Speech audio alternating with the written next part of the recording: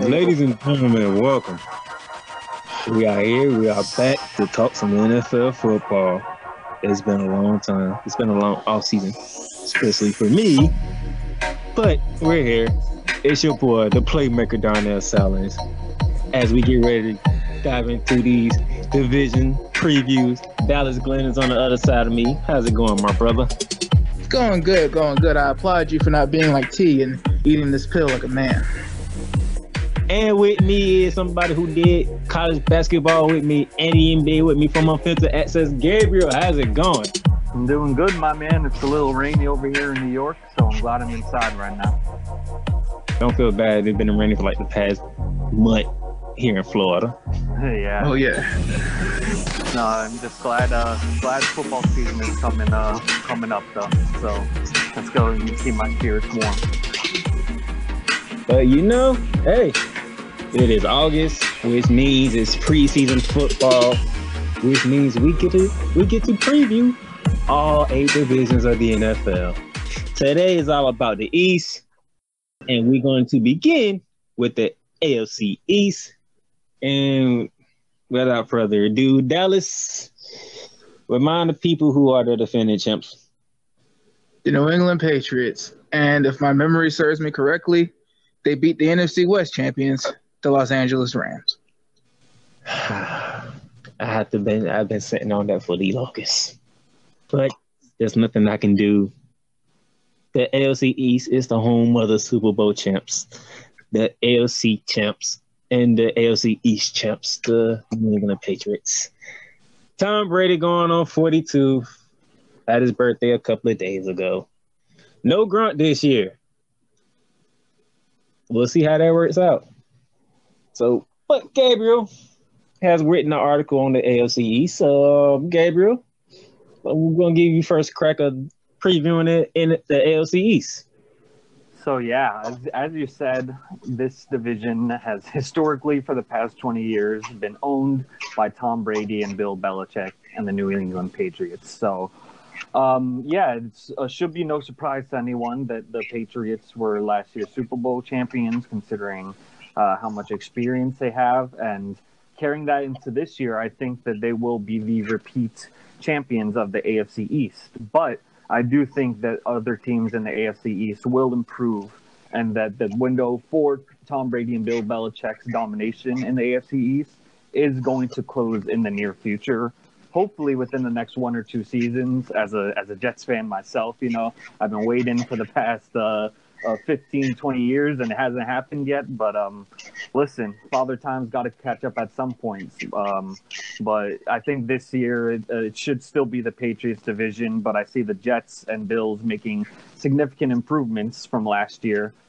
Based around their teams, and I do think that the Dolphins will actually be a competitive team, and they're always competitive against the Patriots every year. So it shouldn't be a cakewalk this year, as it is in many years past, because the Jets really improved their offense with Le'Veon Bell, Sam Darnold coming into his second year, and a really good defense to boot.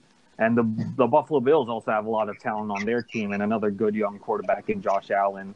And who knows, maybe Ryan Fitzpatrick can string together some 5-6 games of Fitzmagic to keep the Dolphins in the picture a little bit. But I think this is going to be a really intriguing division that, historically has gone to the Patriots and most likely will again this year, but it'll be much harder than it has in previous years. Dallas, what you take on what Gabriel had to say? I mean, he said pretty much what everybody else is going to say. He just said it in a much more academic and a much nicer way. I mean, so far, the only thing I really don't agree with is that Miami is going to be competitive. I think right now, the front office is really in a rebuilding mode. I think Stephen Ross has really focused on, hey, if we're middle of the pack, great, but that's not even what we're aiming for. He said right after the season, before Brian Flores was hired, that the Miami Dolphins are trying to do this the long and slow way. They've been, the whole division, not just them, but the whole division has been dominated for over a decade by one team. And a lot of people have forgotten at this point just how long the New England Patriots were down in the tubes before they went on this run. Stephen Ross is trying to make sure the Miami Dolphins can at least have a chance to do that. That being said, I mean, they have a former – what was Josh Rosen taking, like top 3? They have like a former top 3, top 10 pick in Josh Rosen. Top 10. Yeah, he was number 10. Okay, cool. He was the top 10 pick that right now they're not even looking to start. From what's coming out of Miami and all the Miami blogs and everything, really right now it's Fitzpatrick's job to lose. And even then, he's got a long way from losing it. So they're going with the veteran who hasn't really put together a 16-game season on a consistent basis. He'll play all 16 games, but where are they going to be at the end of the season? Miami is in that kind of mindset. That being said, I mean, right now, the number 2 team in this division is looking like the New York Jets. The only problem is, as soon as Adam Gase got to be GM for like 3 weeks or so, it came out that he didn't want Le'Veon Bell. Okay, fine, that's cool, but Le'Veon Bell is one of the best weapons in the league, and he just had a year off. That's 400 touches he didn't have. The New York Jets, the last time they were like really, really, really relevant, they ran the ball a lot, and they didn't make their young quarterback, Mark Sanchez, have to do it all himself. They had a great defense, and they leaned on that defense, and now you just picked one of the best defensive players in the draft, maybe the best defensive player in the draft, and Quinnen Williams at number 3 because you couldn't trade out. And now you're basically saying you want to do the exact opposite, or you don't want to do what your roster says for you to do. I don't get it because I always thought that Adam Gase was more of a West Coast offense style head coach, but he has the best receiving back in the league, and he didn't want him. Don't really get how that works. Don't really get how that dynamic is going to be. But, I mean, that's the number 2 team in the division right now. They have a running back by committee in Buffalo, and they have a young quarterback who is going through the same things as Lamar Jackson right now. They don't know how he's going to develop as a passer, but they do know that he is a very, very talented runner of the football. You can't do that long term with a quarterback in the NFL. Even if you decide to create a spread offense that may be able to work long term in the NFL like the Panthers did. Either way, it's the Patriots' division to lose. But like a lot of stuff would actually have to happen in favor of the other 3 teams for them to even have a shot of losing. Yeah, no, I definitely agree with you that it is definitely the Patriots' division to lose. But I do, and I also agree with you that the Jets are going to be the second best team in the division. But I do think that bringing in Joe Douglas was really big for the Jets and having stability within the franchise. Because, yes, the whole Adam Gase, Le'Veon Bell dynamic at first, not too good, considering you're bringing in this new piece. And he didn't have a running back like Le'Veon to work with, really, during his time with the Broncos or the Dolphins. However, I do think that now that we're about to move on to the season, that hopefully that will be water under the bridge, and that Sam Darnold's play can that if Sam Darnold's play can elevate, as a lot of people think that it will during his second year with this new set of weapons, that they'll be very set, and that Le'Veon Bell will be fine with his touches. But even if the Jets click on all cylinders, I don't see how they can overtake the Patriots in this division. Just considering that Tom Brady is still there, Bill Belichick is still there. They just drafted Ezekiel Elliott, who I think is probably the best young wide receiver talent in that draft. And even though they don't have Gronkowski anymore, they still have a plethora of weapons, and Josh Gordon is probably going to be coming back too. I just don't see how the Patriots can lose this division. But if any team were to rise up and snatch it for them, I do think it's the Jets. The Bills are just a year or 2 away, and Josh Allen is not that refined of a pocket passer yet, but they should be good as well too. And listen, about the Dolphins, the reason why I think that they might be somewhat competitive in a sort of 7-9, 8-8 range is because they're going to be starting Ryan Fitzpatrick, and he has a lot of experience going in and producing some good results in the beginning for his team. And I'm not saying that they'll be able to carry that throughout the rest of the season, but perhaps they'll be able to just give a little bit enough of that veteran expertise for a very young rebuilding team to help them keep in the hunt. So I do think that it's going to be much more of a slog for the Patriots, but a lot of things would have to go wrong for them to lose this division.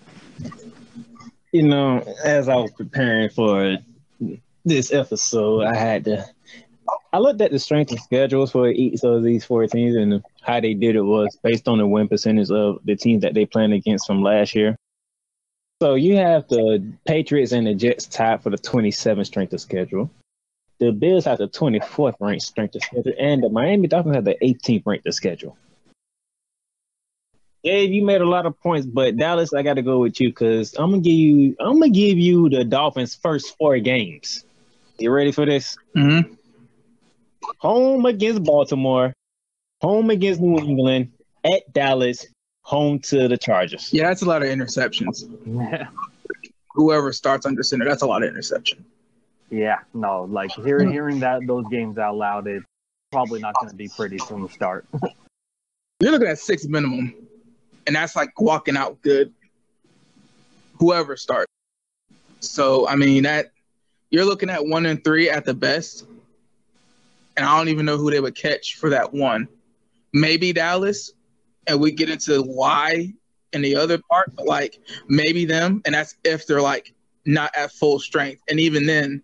They have a $100 million defensive end that's going to wreak havoc in hell. So, that's not working. The first quarter of the season don't look too good for the Dolphins. And I mean, you have to basically, like last year is the point where fans probably had the most hope when the Dolphins walked into that one game with New England like 3-1 or 2-1 or something like that. And then it was downhill from there. Like you got to come out the first quarter looking hot to even have a chance in the AFC East, because the Patriots are guaranteed at least 11 games, and that's a bad year. No, I definitely agree, but I think if any quarterback were to pull something, rabbit out of the hat, it would be Ryan Fitzpatrick, because I've seen him do it for the Jets and even last year with the Buccaneers. But either way, I do think the Dolphins are going to finish last in this division no matter what, just because they don't have the talent. That's just it, plain and simple. And like you said, they're in a rebuilding mode. They have their new head coach, and they'll probably have some inconsistency throughout the entire season that will keep them from ever, gaining any momentum towards having a winning season. So it's not looking too good for the Dolphins. I would say this: the strength of schedule for the AFC East is kind of skewed because like they all play each other this time, so it's like. That's part of the problem. Because if you look at New England, all the games, the key games I got from New England, Sunday night at home, week 1 against Pittsburgh, out the gate. They got to go to Miami. They struggle. They don't struggle against Miami. They struggle at Miami. They got Cleveland week 8. Everybody picking Cleveland to win the AFC North. So let's circle that game right there, because by week 8, we should know what kind of Cleveland team we getting. Yeah, definitely. They ain't Baltimore Sunday night, week 9. They got to go to Philly. They play Dallas. They go to Houston. That's another Sunday night game. And they play Kansas City. The tricky thing about the Patriots is going to be they have a 42-year-old quarterback, and they have a rookie that's trying to operate within that side adjustment offense and is having a tough time. The Patriots are going to be leaning on their running backs to be the receivers and their main points of attack, because it doesn't matter if they have Ben Watson coming back after a suspension, which, by the way, that is a key factor, because Ben Watson is a very underrated blocker whenever he's at top for strength. And whoever they have, it's not going to match with the Gronkowski. They're going to lean on their backfield, which means that they're going to chew up a lot more clock than people think. The defense is going to have another de facto coordinator, but it's still Bill Belichick we're talking about, manipulating and having control over the defense for the most part. The defensive coordinator for the 2017 Super Bowl is a head coach. The de facto defensive coordinator from 2018 Super Bowl is a head coach. I think Jerome Mayo right now is the guy who's pegged to be the de facto coordinator this year. So, I mean, I don't think that's going to translate to a head coaching job. But the thing is, like, if they pass to the running backs and short routes, if they run the ball, if Bill Belichick schemes up some kind of defense that just works well enough and bends but doesn't break, they can make it out of that 3-1, 2-2 at the worst. And again, like, if the Patriots are 2-2 after a stretch like that, that's actually a lot of trouble for the rest of the NFL. Because that's a lot of offense they're about to face opening up the season. That's a lot of offense. Yeah, and we've seen that, historically that the Patriots are slow starters when it comes to the season, that they really use September and October as a sort of testing platform for how they're going to run their offense and their team throughout the season. But, yeah, the pieces are still there defensively, and they just added Michael Bennett, too, which I think was an underrated trade for them. So I think that between him and Stephen Gilmore and the Twins at cornerback, that they're going to be definitely one of the better defensive teams. And like you said, we saw it last year with Tom Brady. He was becoming much more of a check-down quarterback to his running backs or to quick wide receiver slots to Julian Edelman or even Gronkowski in the slot sometimes. But I think they're going to really focus on their three-headed monster with Rex Burkhead, Sony Michel, and James White. And I do think that they're going to be, like they were last year, a really ground-and-pound team that's going to chew people up and make it hard for a lot of opponents. And at the end of the day, they might not have the most talent, even in their own division, but they have the most expertise, and they'll have the best strategy.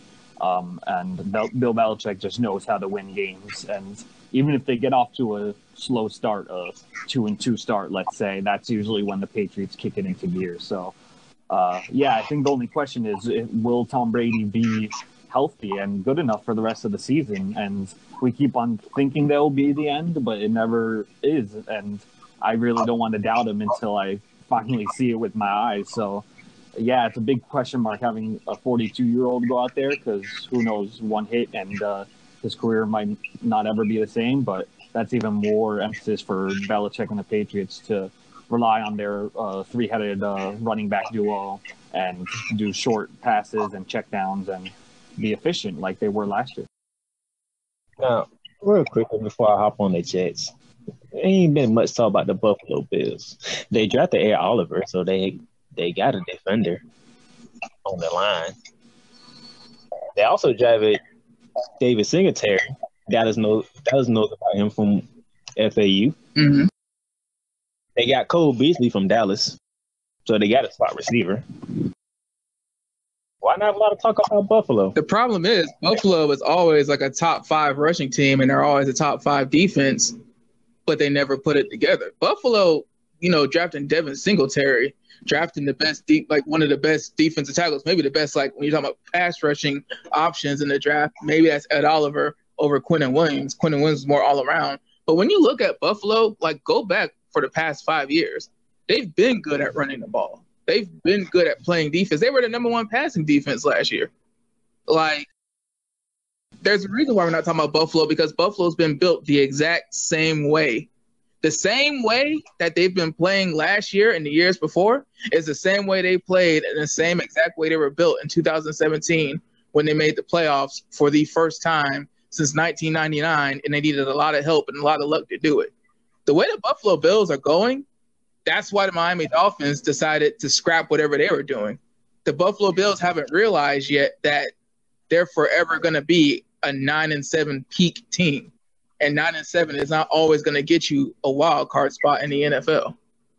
Yeah, no, I definitely agree with that. It all really relies on Josh Allen in the end, because they, like you said, they have the talent on defense. They have the really good running backs, but can Josh Allen be that consistent pocket passer with, the rocket arm that we saw at Wyoming? There's no doubt that he has the athleticism and that he has all the tools to be a good quarterback. But if he cannot put that together, then they're going to have another 9-7, 8-8 season. And that's just what it boils down to. And I think that Sean McDermott will have a lot of thinking to do during and after the season. If, let's say, that they don't pan out as they hope to, or they don't improve upon their record from last season, that will Josh Allen be the way that they go in the future, because they know that what his strengths are, what his weaknesses are. But in today's modern NFL, you still need that pocket passer, that really good arm at quarterback. So it's going to be all on the shoulders of Josh Allen this year. And if he can elevate his play, then they might have a shot at sniffing the wild card. But that's a big if for someone who had a lot of questions about his accuracy coming into the NFL. Well, so Buffalo, they got to play New England twice. They got to go to Tennessee. They got to go to Cleveland. They got Denver coming up. They got to go to Dallas. I think that's the Thanksgiving game when they play Dallas.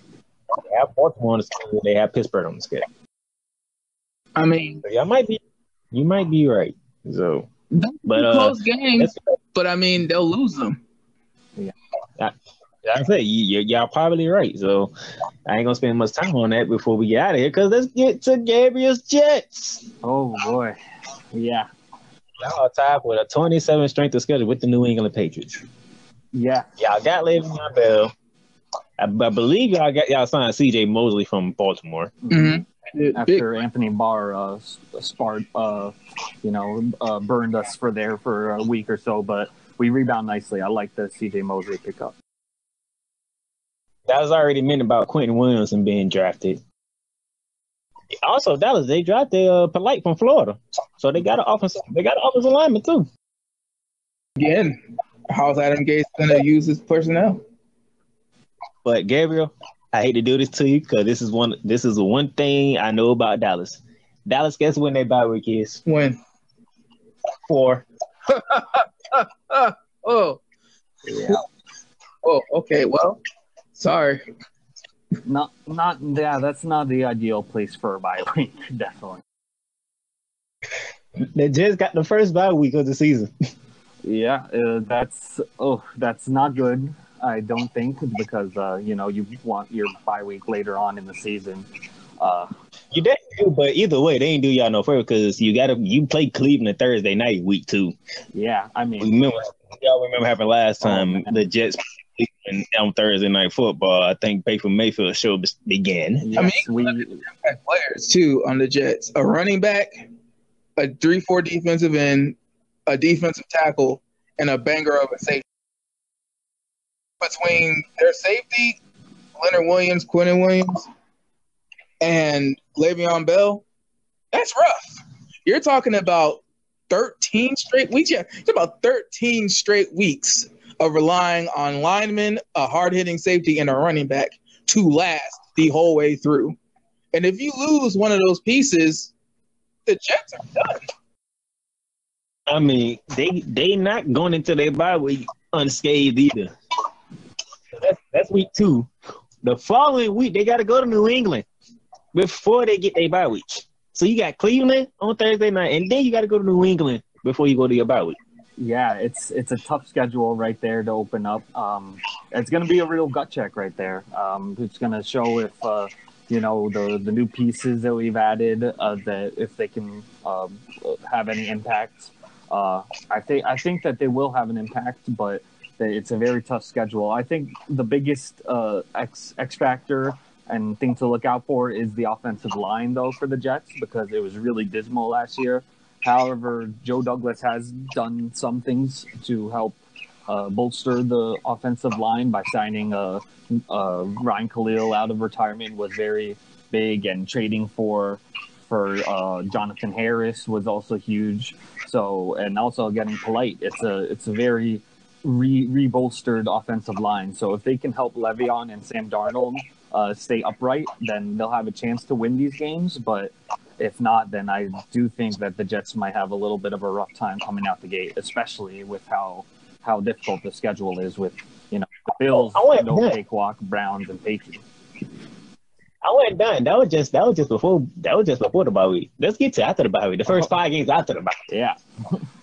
Philly, home to Dallas versus New England, Monday Night Football. At Jacksonville, at Miami. Yeah, and then we technically go back home for the Giants game, even though we share the same stadium. But yeah, it's a very rough schedule. I don't know why it's ranked 27th. I guess that's because of last year's rankings and everything that got put into that. But facing the NFC East this year, and a really motivated, revamped Jaguars team with Nick Foles at quarterback, it's going to be rough, man. And it's gonna show if this new Jets leadership under Douglas and Gase if they can, show that it's not just the same old Jets, and but it's if anything, it's going to show that right away it's going to be a real test, and if they don't get out of it. Okay.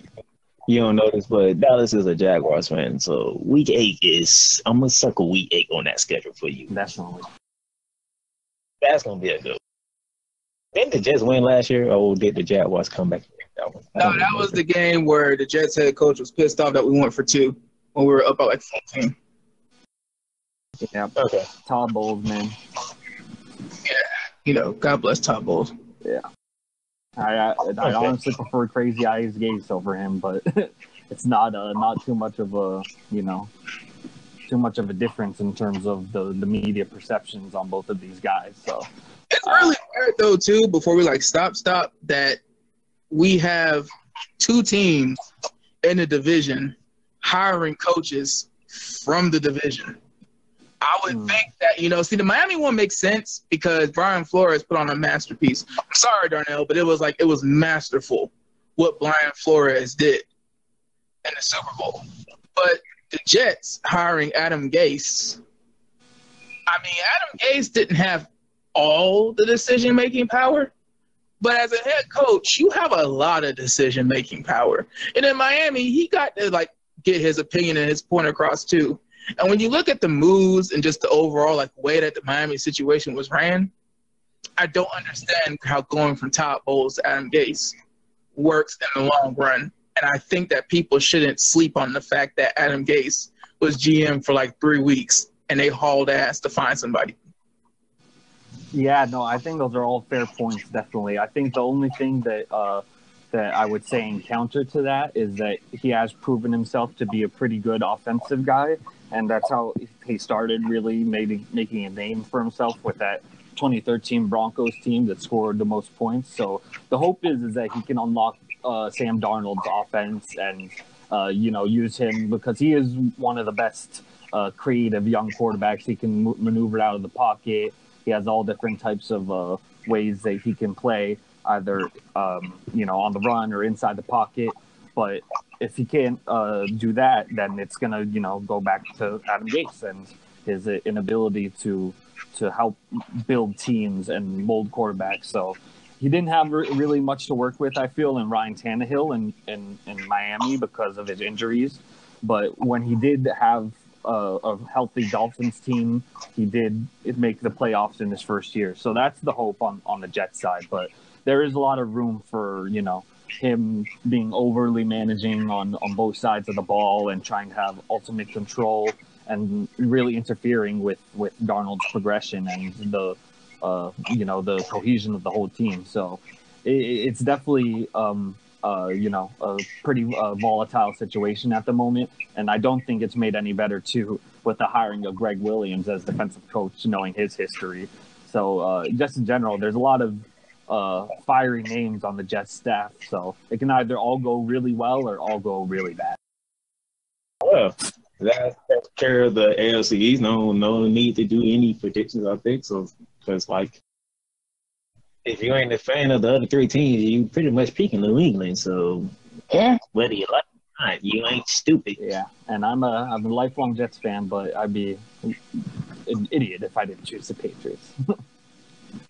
But as gave it a little bit earlier, we're going to end this part of the show about the NFC East. Oh, this is going to be fun, but Gabriel will be back next week because we're talking the NFC South. All right, yeah. Appreciate it, man. Thanks for having me on. Looking forward to it.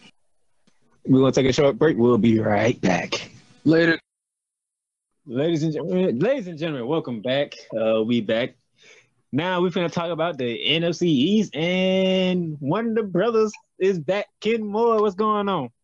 What's up? How's everybody? The logical one is here. Yeah, unfortunately, the other one didn't show up, but he'll be talking to NFC South with us next week. So we'll have him for that. But it's the NFC East, and the Dallas Cowboys. Ken Moore's team won the division. Mm-hmm. There's an interesting stat that I got from somebody who was covering the division. There has not been a repeat champion since 04. Huh. Well, we have gotten it 2 out of the last. Yeah, ironically, and that's going to transition to discussion. What happened the one year y'all didn't win it? 2 of the last 3. I think Philly won it. Yeah, they won the Super Bowl. Yeah. No, it was a big roster issue. Yeah, it was a big roster issue though that they was going through. I see what that was going with this. So since you want to go there, then let's just go ahead and Ken, there's no Zeke. And look like there will be no Zeke until Jerry Jones come out them pockets.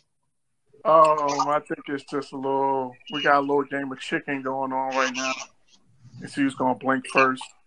And, Zeke is under contract for the next couple of years, so doesn't really have as much leverage. So I just think right now he's going to eventually blink. I think he's going to be the one to blink, and he'll eventually be back in camp. I'm not worried about it. Your response, Dallas? Oh, yeah, Zeke has no leverage.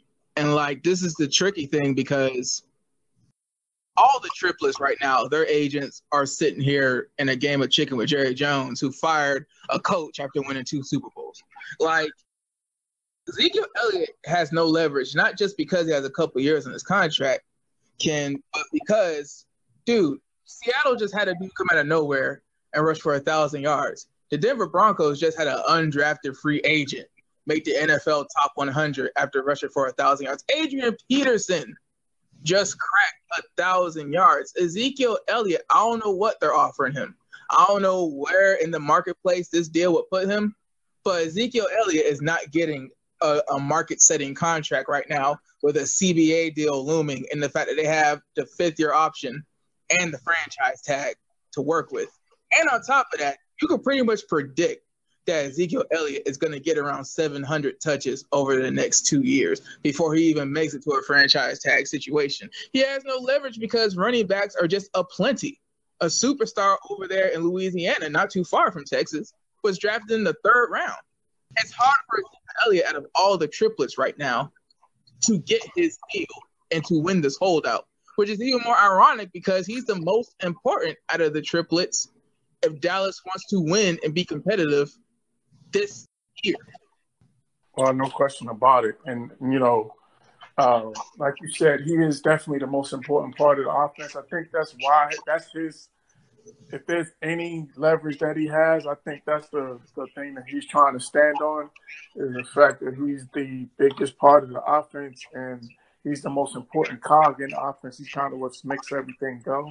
So I think he's trying to use that as his, leg to stand on with negotiations. But like you said, the running back position has been so devalued, and he hasn't exactly been he's not coming off in terms of off the field, the stuff issues he's had off the field. That's another, chink in his armor against, in terms of leverage. So he really, I'm kind of surprised, to be honest, that he picked now to do it. After having the, questionable having some questions in the offseason, getting called to the commissioner's office. But I guess he's trying to strike while the iron is hot, so I get it in a sense. That's where I'm going with it. You still got 2 years left on your contract. Possibly a 3rd, because they can franchise tag if they feel like it. Yeah, that's what I think he's trying to do is keep that. He's trying to get his money and try to get that money locked down so he doesn't get franchised, which makes sense. He wants to get a longer-term deal and come off his rookie deal. I mean, a lot of people won't pay attention to this aspect too, but it's been Jerry Jones and whoever is running, the owner's name escapes me because we try to make him as irrelevant as possible, for the Cincinnati Bengals. Those are the 2 teams that usually take on and keep players with issues and try to work with them.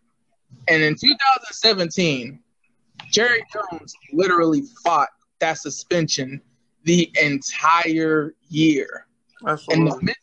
In the midst of everything that was going on in the 2017 season, Jerry Jones stood behind a player who had noted issues coming out of the draft and basically made those issues come to life in the NFL. He wasn't an angel. He wasn't a saint. Jerry Jones stood behind that man and fought for that man the entire year. This is also one of those things where it's like, dude, if there's one owner in the NFL where I would try to make nice with, if there was one owner in the NFL where the usual conventions would not work, probably be Jerry Jones. Skip Bayless says it a lot, but in Ezekiel Elliott's case, it's especially true.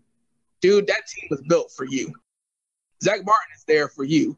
Tyron Smith is there for you. Travis Frederick is there for you. That stout defense and locking down a defensive end that can turn the tide and give you a short field, that's there for you.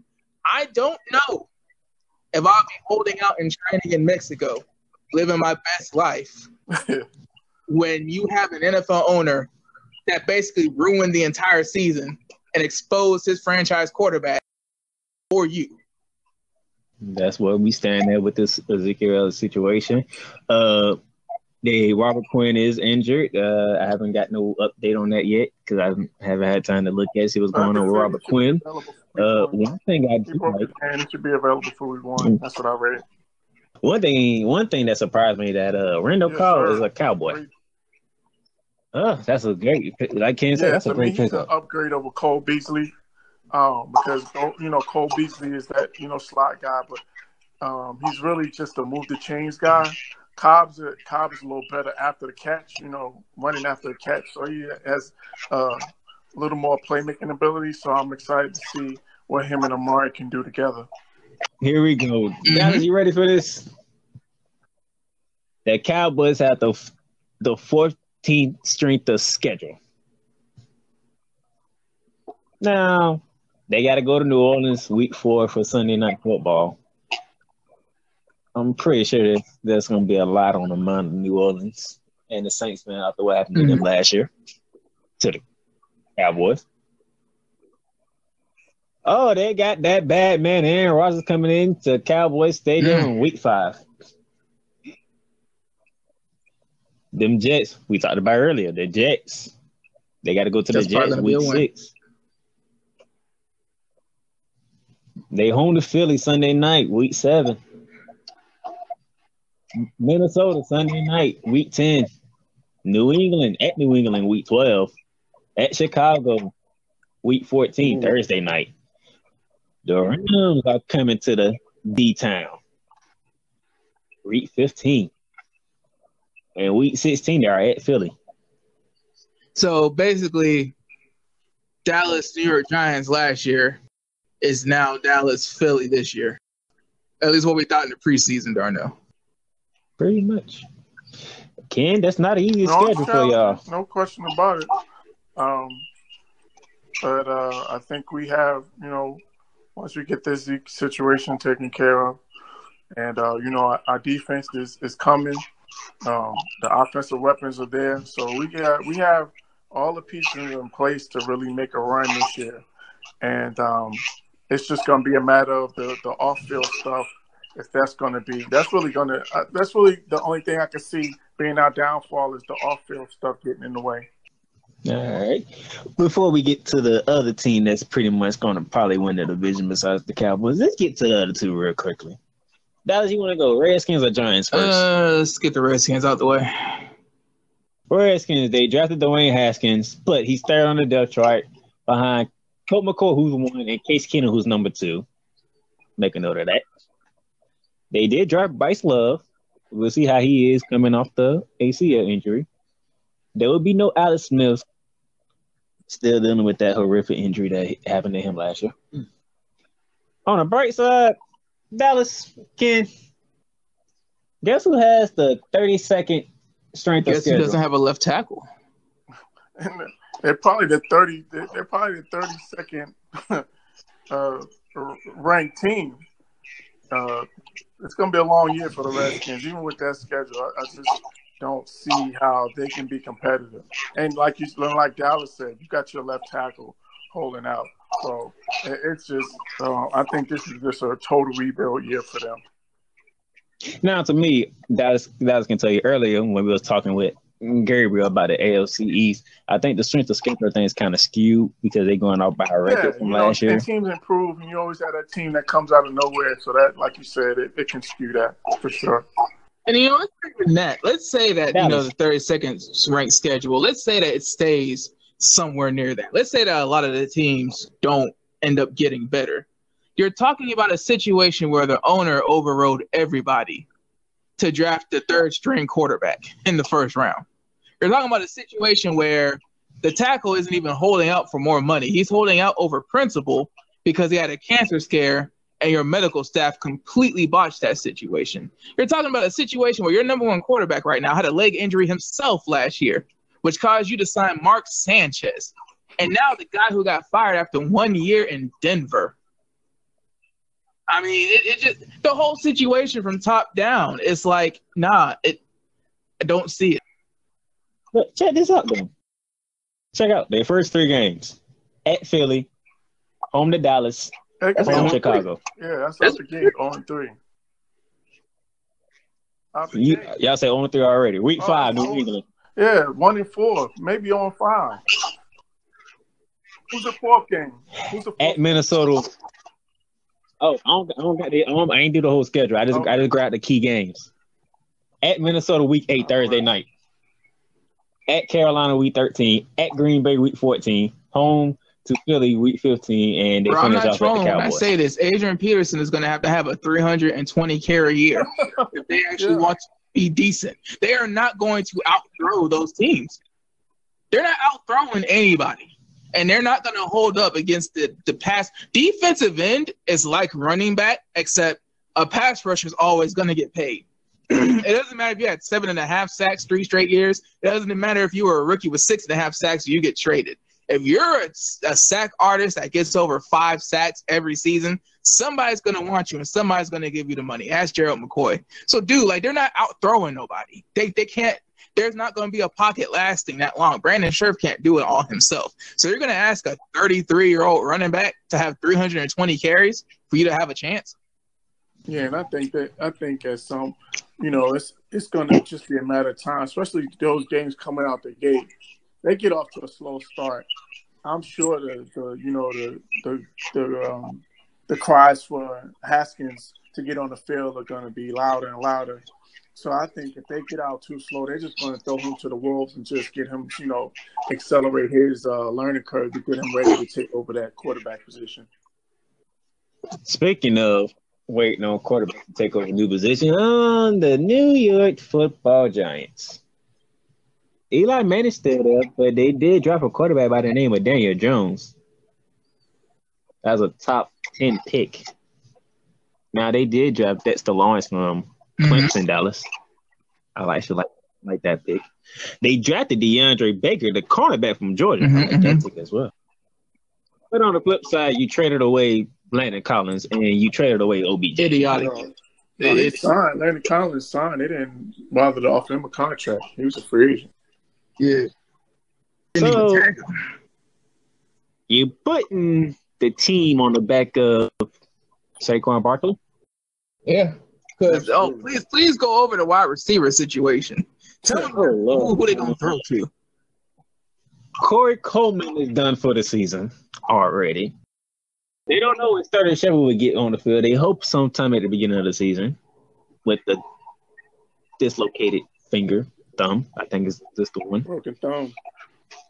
They have another receiver who went down in training camp. Like the receiving core for the Giants is. And Golden State suspended for the first 4 games. The leading receiver is going to be Saquon Barkley.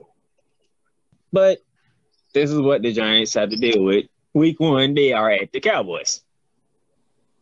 They played Minnesota in week 5, New England week 6 on Thursday.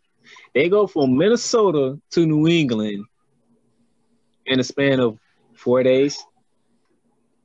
They home to the Cowboys Monday night week 9, at Chicago week 12. Green Bay comes into town week 13, at Philly week 14. Then Philly finishes off their season at the Giants. So, if I must say, Dallas, I think Saquon Barkley might be in the same boat as AP. Yo, Saquon better know that he might as well not even try holding out. I mean, he can, but it ain't going, bruh. He's going to have 450 touches this year. He's going to catch the ball a lot, along with having to run it. Matter of fact, he was their leading receiver last year. Yeah, him and Christian McCaffrey were running backs to lead their teams in receiving last year. So, bro, those two, I feel for them. I honestly feel for them because this Zeke situation, the Le'Veon Bell situation last year, bruh, it ain't looking good. So that's the Giants, and there's one team left to talk about. Coach T, I hope you listen because you're going to enjoy this. The Philadelphia Eagles, they made the playoffs, even though they didn't win the division. Mm-hmm. They made it. Got a game. They get Aaron Sproles. How old They is that traded. guy? My They got goodness, he's Deshaun been in the Jackson league is back in forever. Philly. Mm. Carson Wentz throwing to Deshaun Jackson. Let that sink in for a minute. They drafted Miles Sanders from Penn State. Mm-hmm. So we could have two Saquon Barkley's in the same division. Because Miles Sanders ain't no joke. Matter of fact, he was right behind Saquon Barkley at Penn State, so he learned from Saquon Barkley.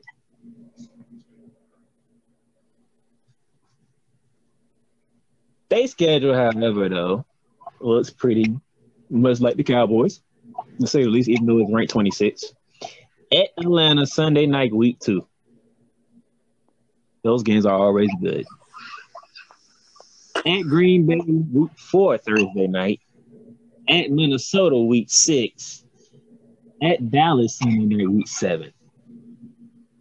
A lot of tough road games in the first 8 on the first part of the season.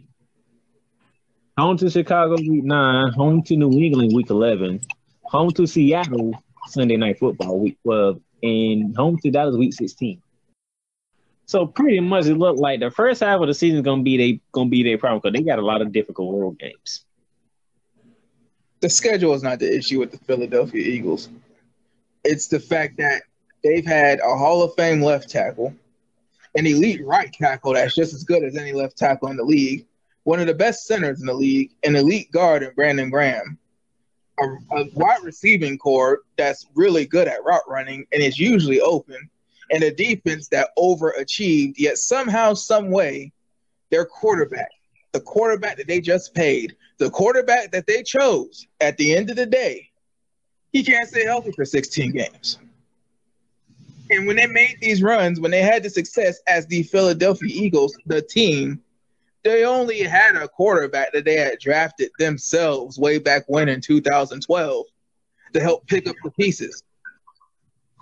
You're basically saying that the business model of the Philadelphia Eagles for the past 2 years has had a quarterback that was an MVP candidate at one point, have one of the best lines in the league, get hurt, and rely on your backup that you drafted. But clearly you drafted the dude in front of him because he didn't work out somehow. And that dude, ironically, is the one to win you your first and only Super Bowl in franchise history. Now that dude is gone. And you paid a dude that couldn't stay healthy. No, I think anything to say? that Dallas hit the nail on the head. Is that you have now they lost their safety blanket, and now you put the franchise in Carson Wentz's hands, and he hasn't proven to be able to stay healthy. So it's going to be a challenge. Mm. So we did some social media polls for this division. Dallas, you want to go ahead and talk about what Twitter was Twitter. looking I like? mean, short and sweet. It was Philly by a landslide. Philly got 58% of the votes on Twitter. The Washington Redskins somehow, some way, got 33% of the vote. Clearly, their fans have a look. Invalidates this whole poll. I mean, of course, because you know what's coming, and that's why you feel some type of way about this poll thing. The Dallas Cowboys got 8% of the vote, and the Giants got 0% of the vote. No, I mean, I'm fine with Philly being a favorite, but for Washington to be second, that's just crazy. That makes It's Twitter. Sense. It's Twitter, though. Yeah. So that's what we got to take this with a grain of salt. And on the Facebook side, I got a total of 34 votes on the Facebook. 16 went to Philly. 11 went to Dallas. 2 went to the Redskins, and 5 went to the Giants. Why did you do that out of order? Those are all home. Those 7 votes for Washington and the Giants are all homers. Like, seriously, people need to understand, like, no left tackle, no franchise quarterback, a 33-year-old running back, and Adam Kerrigan been on that defense for how long? Yeah, and the lack of the franchise quarterback, who is he throwing to? Good God. I mean, dude, like, okay, we got so Adrian Peterson and Vernon Davis are going to be your number one options. Apparently, I don't think you do. Do we believe in Terrell Pryor? Terrell Pryor, he's on the Jacksonville Jaguars.